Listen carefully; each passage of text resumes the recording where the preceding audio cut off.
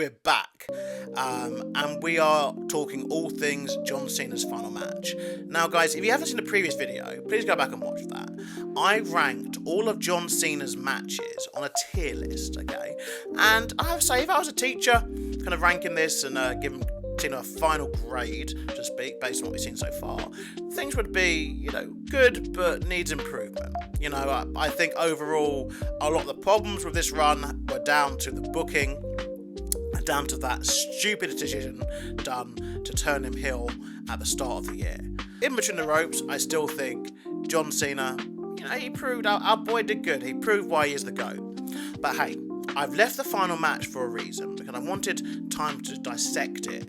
I've had time to have a look at what the internet's had to say, at what people around me have had to say, but obviously you guys are here for my opinion and my thoughts, right? So let me kind of articulate them to you now. So John Cena's final match, this is a hard one to grade, okay? I'll be very honest. I feel that Gunther was a very, very good choice of opponent for Cena to face last. I've said this time and time again, I think Cena needed someone in there to push him to do more than just his greatest hits.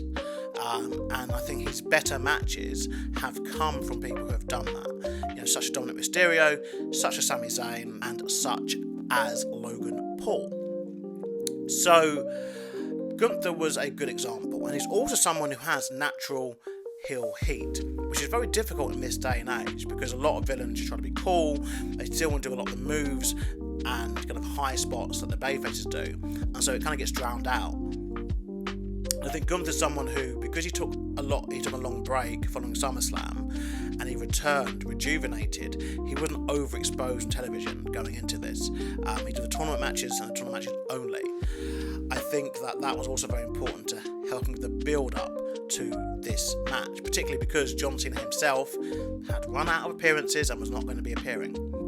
I think this match is very, very good, and I think that people are going to forever debate the ending, as in why it was done and how it was done for eternity. And I've read many a theory on the internet about why it was done, and here are my honest, 100% authentic thoughts. This was the correct way for John Cena to go out. I think that as much as it sucks, you saw a video on here, I've still got it up, the short, crying my eyes out about it. The heartbreak was needed, I think. And I think that the heartbreak was inevitable, no matter what happened here. I think that WWE knew that no matter what they did, there'd always be someone saying, "Oh, you shouldn't have done that." And so I think that's why they went for the kind of nuclear option, as we can speak. They went for the option of this guy is going to tap out in the middle of the ring, and it's going to hurt, it's going to suck, but we're going to do it because we now want to put faith in someone else.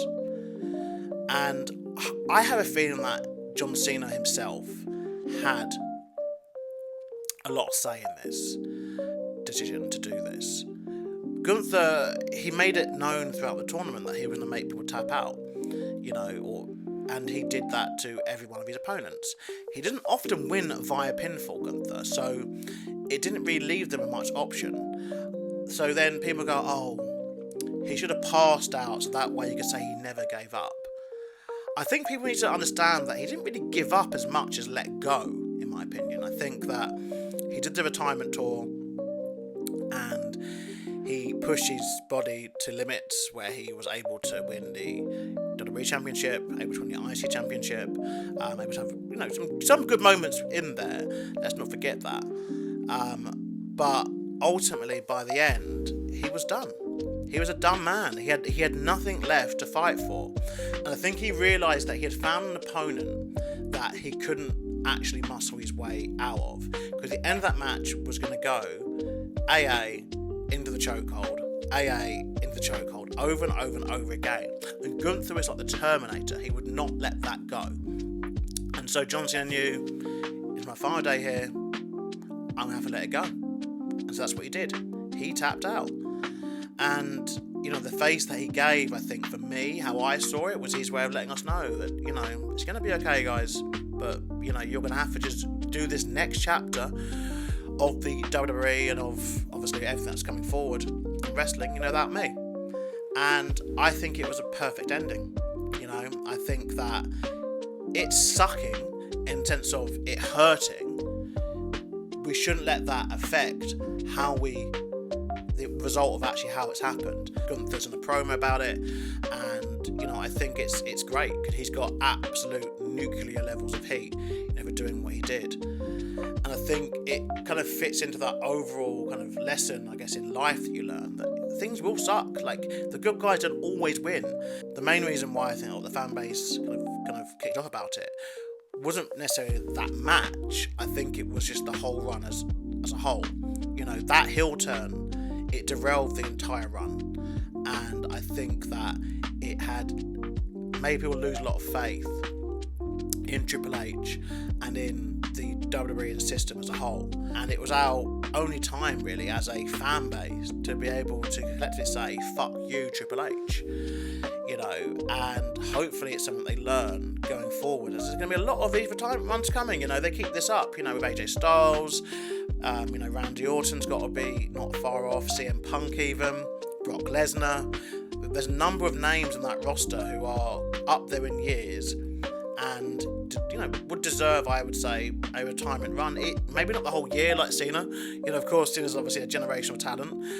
But, you know, definitely like a little run up to a PLE or up to a Southern main event or something like that. I think it's very important that we do this. But yeah, Gunther was an absolutely perfect opponent for Cena going out, being deadly honest. And I know there were people in the comments saying, what about Edge? Doesn't work there. Does not work there. Leave it alone. You know, and what about anyone else on like NXT? Yeah, that also could have been good, but wouldn't have had the same effect because they wouldn't be able to get those people to the level of being able to compete with John Cena, like immediately. So I think that they did the right thing. Now, this one, I'm going to be honest, maybe it's a bit of a cop-out, but it is kind of whatever grade I give it, it doesn't matter because the guy no longer wrestles. And so I was going to say maybe like, no, what? I was going to say something, I'm not going to say it. Okay, I was basically going to say I'm not going to grade it, but I am going to grade it, okay? And you lot are going to hate this because I know you will, and this may be clickbait or whatever, but I'm going to put in S tier. It was a great ending. It was a great match and a great ending to a great man's career. So I'm going to put in S tier, and you can argue it out in the comments. I think it was a fantastic way to end the story. So there we go. I'm going to post the official rankings here so you can see, and you can see that, you know, we do have a lot that has been ranked highly. Some of the stuff, by the way, like the B's and the A's, some of them were like lower on that, but you know, I don't want to be negative. You know, I didn't see the point of being negative in this video. You know, I don't want to just slate everything off. Yes, there's been things I didn't like, yes, there's been things that you didn't like, but I think overall a lot of this stuff was what Cena wanted, and just within the realms of what the product is at the moment. Okay, so I think in a different year, different booker, different company, whatever, we would have a different outcome. What we got was what we got. So now we must move on. As a fan base, and this is where we have to understand, are we fans of John Cena? Are we fans of WWE? Or are we fans of wrestling as a whole? There's lots of wrestling out there that doesn't involve John Cena. Lots of WWE out there that won't now involve John Cena.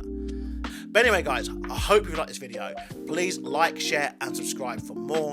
And now look, get out of here before I make you tap out like Gunther has. Yeah, I'm that bitch. Your time is up, my time is now. You can't see me, my time is now. It's the